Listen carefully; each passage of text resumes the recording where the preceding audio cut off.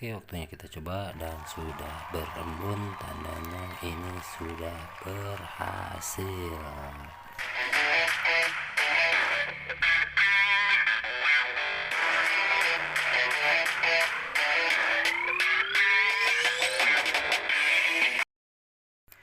Oke, assalamualaikum warahmatullahi wabarakatuh, teman-teman Jirana, apa kabar? Kali ini kita coba bongkar tentang cara mengatasi freezer itu suka bunyi cetak-cetik dan akhirnya tidak dingin katanya ya, kata pemiliknya. Nah, ini dia nempel freezernya ya, dia freezer box merek Gia. Nah, ini nempelnya ada konsumsi wattnya juga.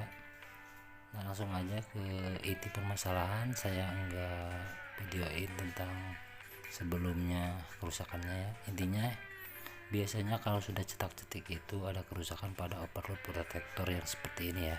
Nah, ini alatnya.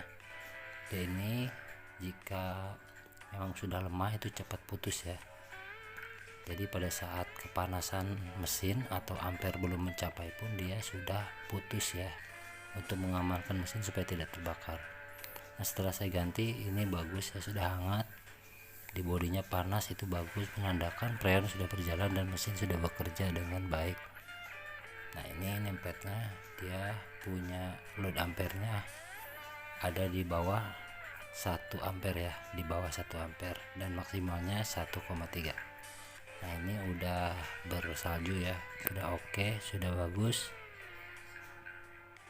Nah, ini di ampere pun masih menunjukkan 0,8 ampere ya, tandanya itu masih bagus. Nah, ini yang saya maksud protektor overloadnya yang sudah lemah ya, kalian bisa langsung ganti aja itunya, langsung ganti aja. Nah, ini kita coba lagi, ini sudah bagus, oke, dan bisa dibilang berhasil ya.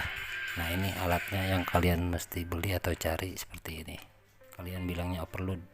Oke, mudah-mudahan bermanfaat. Wassalamualaikum warahmatullahi wabarakatuh.